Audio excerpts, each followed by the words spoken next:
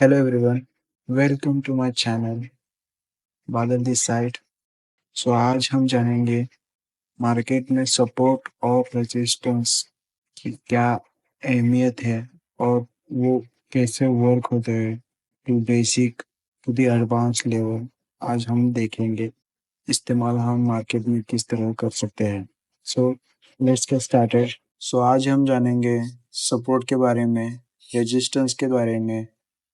Support और resistance के कौन कौन से टाइप हैं? What is supply and demand in the market? Retracement एक कौन सी टर्म है? रिवर्सल और पुलबैक, इन्हीं 7 टॉपिक पे आज हम बात करेंगे। और at the end of this video we will share one strategy which is based upon support and resistance that we named substance strategy. So we move forward. Whenever market moving downside, at that point price is also decreasing because of demand कम है as compared to supply. उसी time अच्छे भाव पे खरीदने वाले लोग at some point begin to buy a share. इसका मतलब डिमांड अब बढ़ रहा है एंड वो जो बाइंग पॉइंट पे जोन क्रिएट हुआ है उसे हम सपोर्ट जोन कहेंगे। सपोर्ट जोन एक अच्छी अपॉर्चुनिटी डिफाइन करता है for any instrument to buy. अगर हम सिंपल भाषा में समझे तो समझ लीजिए कि को एक बॉल को at some height we drop, then ball तो नीचे ही जाएगा ना। whenever ball reaches to the floor it bounce back because of the floor support। उसी तरह सपोर्ट जोन भी मार्केट में बाउंस बैक के लिए ही काम करता है। डेली टाइम फ्रेम पे हमने HDFC के कुछ चार्ट्स एनालाइज किए थे for a great example of support zone. यहाँ पे देखिए मार्केट डाउनसाइड मूव किया, सपोर्ट लेके फिर एक अपसाइड मूवमेंट दी। Again some point at same point market ने फिर से उसको रिस्पेक्ट किया, ऊपर गया। थर्ड टाइम रिस्पेक्ट किया, again going up. Fourth time respect किया, again fifth time also it gave a good result. This is the support zone. छठी बार मार्केट ने सेम सपोर्ट जोन को रिस्पेक्ट किया और फिर से एक अच्छी मूव। कहने का मतलब यह है कि सपोर्ट जोन मार्केट एक अच्छी अपॉर्चुनिटी देता है कि बाइंग और any kind of instrument at a lower price. हम आगे बहुत सारे एग्जांपल देखेंगे कि सपोर्ट कैसे ड्रॉ करते हैं, उसमें एंट्री कैसे लेनी है, कौन कौन से पॉइंट ध्यान में रखने हैं। अभी हम सिंपल कंसेप्ट समझने पे फोकस करते हैं। अब हम देखेंगे resistance zone. Same concept but opposite for the resistance zone. Resistance zone में क्या होता है, सीधे समझते हैं।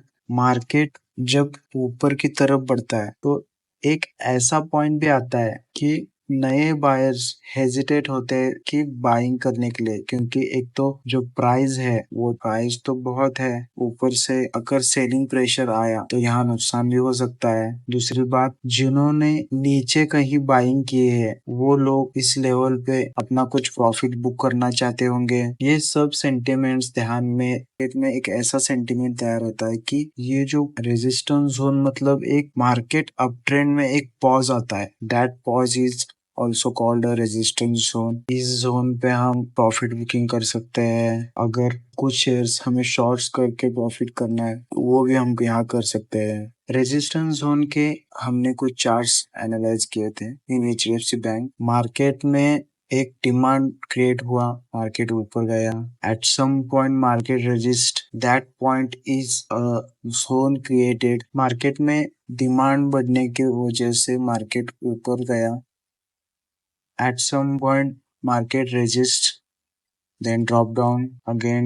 At same point market again reach. So this is the zone where we exit our trades, book our profit, whatever it is. Market resist at this point, drop down, again came to same point and again resist and drop down. देखिए this is the beauty of resistance zone. अब हम देखेंगे कौन कौन सी varieties है market में as a support और resistance कि जिनके बिहाफ हम ट्रेड्स ले सकते हैं, एनालाइज कर सकते हैं. We have 5 varieties of support and resistance zones.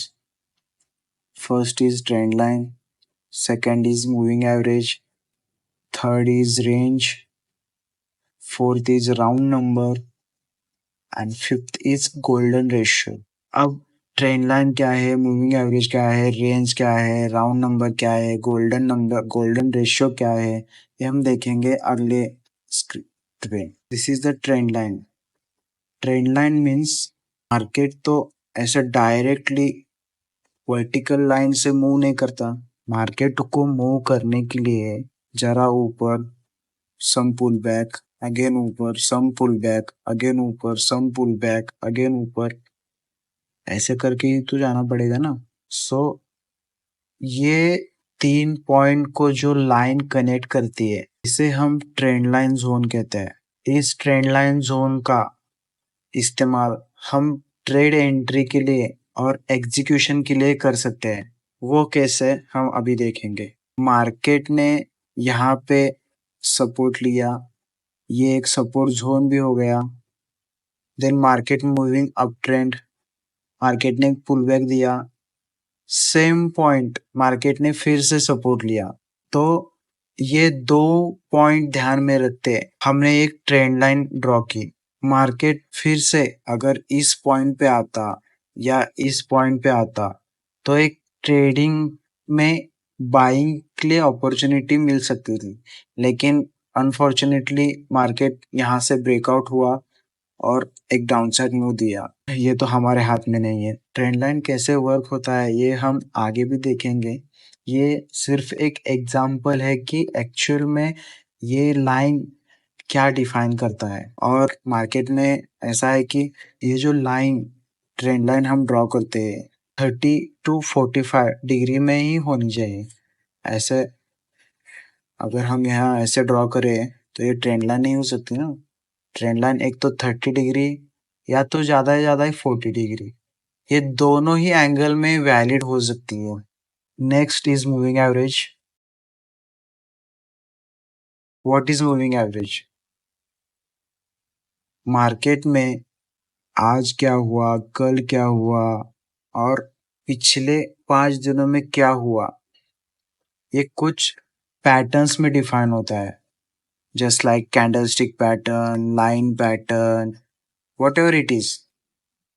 सो ये मूविंग एवरेज क्या डिफाइन करता है. मूविंग एवरेज मतलब एक्सपोनेंशियल मूविंग एवरेज और simple moving average. Moving average मतलब क्या, अगर एक 5 दिन का डाटा हम लाइन में डिफाइन करना चाहे तो वो लाइन है मूविंग एवरेज. अगर देखें डाटा हमें मूविंग एवरेज में दिखाना है तो मूविंग एवरेज हमें ये इस तरह से दिखाएगा, उसका पूरा इन दिनों का एवरेज लेकर एक ऐसी लाइन बनाता है कि उससे हम अगली अपॉर्चुनिटीज को कैप्चर कर सके. तो यहाँ पे हमने 20 मूविंग एवरेज को अप्लाई किया है. फायदा कैसे कैसे हो सकता है ये हम देखेंगे. तो whenever market touches to the moving average and bounce back, there will be a support. अब यहाँ देखिए मार्केट एक पुल बैक दिया, मूविंग एवरेज को सपोर्ट किया. देखिए मार्केट ने एक पुल बैक दिया, मूविंग एवरेज को सपोर्ट किया, देन अच्छा मूव आया. अगेन मार्केट ने मूविंग एवरेज को सपोर्ट किया, अच्छा movement, again support movement, support movement, support movement. तो मूविंग एवरेज भी एक अच्छा सपोर्ट जोन का काम करता है, ऑल्सो रेजिस्टेंस जोन भी करता है. मतलब अगर यहाँ देखें मार्केट डाउनसाइड है, ऊपर गया, 20 EMA को रेजिस्ट हुआ, फिर नीचे आया, फिर ऊपर गया, 20 EMA को रेजिस्ट हुआ, फिर नीचे आया। यहाँ पे देखिए डाउन साइड आया, फिर ऊपर गया, 20 EMA को रिस्पेक्ट किया, नीचे। यहाँ पे देखिए डाउन साइड आया, फिर अपसाइड मूवमेंट, रेजिस्ट हुआ 20 EMA को, अगेन डाउन। यहाँ पे देखिए डाउन साइड आया, ऊपर गया, रेजिस्ट हुआ, फिर से नीचे। तो moving average basically support zone और रेजिस्टेंस जोन दोनों में काम आता है। उसका इस्तेमाल कैसे करेंगे, उसको एनालाइज कैसे करेंगे, हम आगे देखेंगे। अगेन हम आगे बढ़ेंगे टू दी। तो range is basically support and resistance zone का एक बॉक्स समझिए। मिनिमल अमाउंट, मिनिमल प्राइस का एक रेंज बनता है। रेंज मतलब क्या? मार्केट ऊपर गया, रेजिस्ट हुआ, नीचे आया, फिर सपोर्ट लिया, ऊपर गया, रेजिस्ट किया, नीचे आया, फिर सपोर्ट किया, ऊपर गया, रेजिस्ट किया, नीचे आया। ये जो रेंज है ये बहुत छोटा होता है। Depend upon script, what ever it is script, मतलब HDFC बैंक है, रिलायंस है, निफ्टी 50 है, बैंक निफ्टी है, उस पर डिपेंड करता है। तो हम यहाँ पे सपोर्ट जोन और रेजिस्टेंस जोन को कैसे एनालाइज करें? Whenever market touches to some point and it gets support, that time support zone happens. देखिए देखिए मार्केट ने इस पॉइंट पे आकर एक डिमांड क्रिएट किया, देन मार्केट मूव्स अप, एक सपोर्ट जोन क्रिएट हुआ अगले अपॉर्चुनिटीज के लिए, then market goes up, resist at some point and move down, again he came to same point or same level to test the zone, again resist। ये जो zone है, इस zone को हम रेंज की तरह डिफाइन करते हैं। इसका इस्तेमाल और इसका एनालिसिस और इसको कैसे डिफाइन करेंगे, इसको कैसे ट्रेड करेंगे और इससे हम मार्केट को कैसे समझेंगे, ये भी हम आगे देखेंगे। Next is round number. तो बेसिकली मार्केट में सभी तो सेंटिमेंट के हिसाब से ही चलता है, मतलब कितने सारे लोग हैं, कितनों के कितने थॉट्स। तो राउंड नंबर मतलब 1000, 500, राउंड नंबर तो बेसिकली सभी सबको पता है कि राउंड नंबर क्या होता है। तो मार्केट में भी एक सिनारियो ऐसा होता है कि whenever market is moving or trading at some round number, there will be opportunity to either sell or either buy। तो सिनारियो कुछ भी हो सकता है। अगर अप ट्रेंड पे है तो सेलिंग के लिए लोग देखेंगे, अगर डाउन ट्रेंड पे है तो बाइंग के लिए देखेंगे। एक राउंड नंबर मतलब कुछ लोगों का होता है कि अगर 100 पे आएगा तो मैं खरीद लूंगा, 200 पे आएगा तो मैं बेच दूंगा। इसी तरह राउंड नंबर भी एक मार्केट में एट सम पॉइंट काम करता है। इसका ज़्यादा बेनिफिट तो नहीं है, लेकिन हम एनालाइज कर सकते हैं कि मार्केट अभी राउंड नंबर पे मूव कर रहा है और राउंड नंबर को रीच करने वाला है। तो हम अगली जो अपॉर्चुनिटीज आने वाली है उसको हम ध्यान में रख सकते हैं। Next we head to golden ratio. क्या ये बताएं? ये जो लाइंस है ये फिबोनाची रिट्रेसमेंट एक टूल है ट्रेडिंग व्यू और जो भी चार्ट डिस्प्ले करता है उनके प्लेटफॉर्म पे। फिबोनाची रिट्रेसमेंट एक अलग ही कंसेप्ट है, वो हम किसी और वीडियो में डिस्कस करेंगे। तो अभी गोल्डन रेशियो का एक सिंपल भाषा में आपको कंसेप्ट बता देता हूँ। Whenever market moves up at some point it resist. तो मार्केट ने जितना भी मूवमेंट किया है उसका हाफ, मतलब मार्केट ने समझिए एक 100 पॉइंट का मूवमेंट दिया है, तो एट 40 to 50 और 50 to 60 यहाँ आके मार्केट फिर ऊपर जाने के लिए कोशिश करेगा।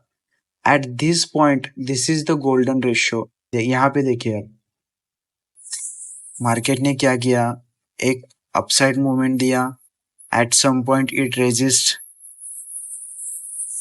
एंड एक पॉइंट पे आकर मार्केट फिर रिवर्स हुआ।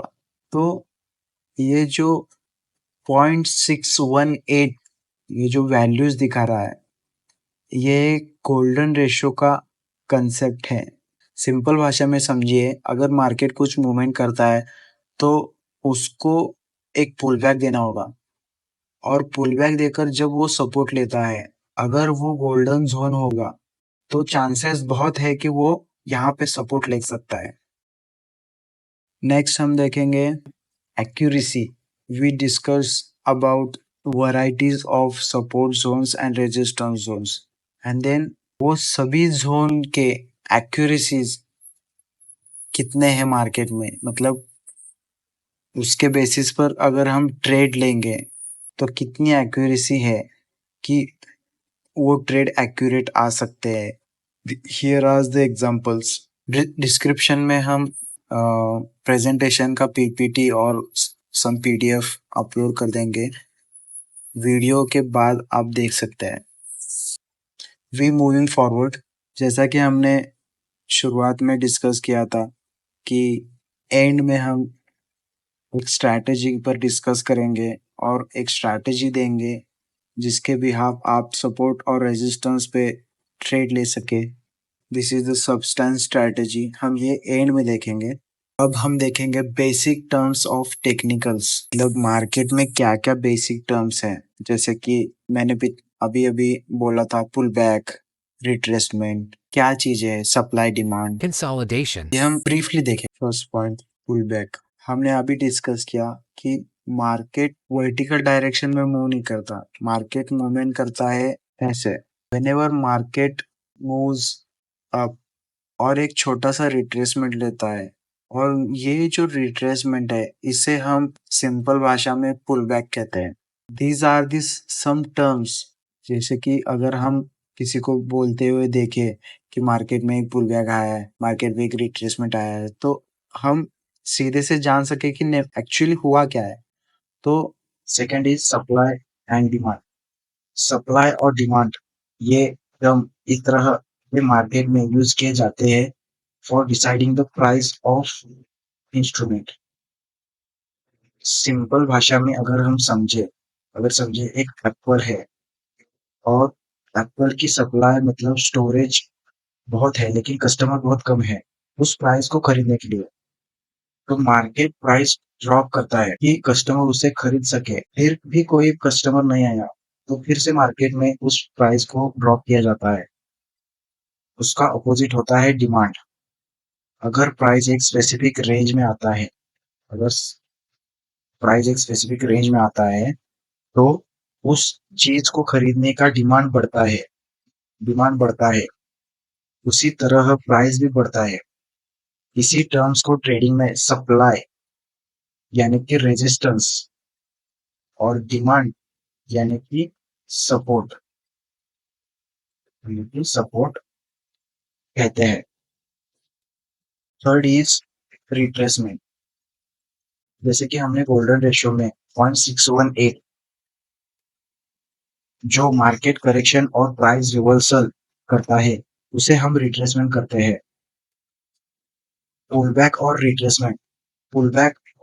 रिट्रेसमेंट में फर्क सिर्फ इतना है कि पुल बैक छोटे होते हैं और रिट्रेसमेंट बड़े। फोर्थ इज कंसोलिडेशन, अगर कोई भी प्राइस सपोर्ट लेकर अगर कोई भी प्राइस सपोर्ट लेकर ऊपर की तरफ मूव करती है और फिर से रेजिस्ट होकर फिर नीचे आती है, फिर सपोर्ट लेकर ऊपर जाती है, फिर रेजिस्ट होकर नीचे आती है, तो ये सपोर्ट और रेजिस्टेंस के जो बीच का प्राइस करेक्शन है इसे हम ट्रेडिंग की भाषा में कंसोलिडेट कहते हैं। कंसोलिडेशन का मतलब मार्केट अभी किसी भी साइड जाने के लिए रेडी नहीं है। बायर्स और सेलर्स दोनों तरफ मार्केट को पुश करने के लिए कोशिश कर रहे हैं, और दोनों के बराबर एग्रेशन और बराबर बाइंग और सेलिंग से मार्केट एक ही रेंज में घूम रहा है। उस रेंज को ट्रेडिंग की भाषा में कंसोलिडेशन कहते हैं। ये सभी टर्म हमने इसलिए सीखी क्योंकि अगर हम आगे जाकर ट्रेडिंग में बातचीत करेंगे तो सीधे ट्रेडर्स लोग कहते हैं कि पुल बैक आया था, सप्लाई डिमांड कम ज़्यादा था, कंसोलिडेशन हुआ मार्केट, रिवर्सल अच्छा हुआ था। तो ये सब क्या चीज़ें हैं, ये सब जानने के लिए हमने ये चार्ट सीखी है।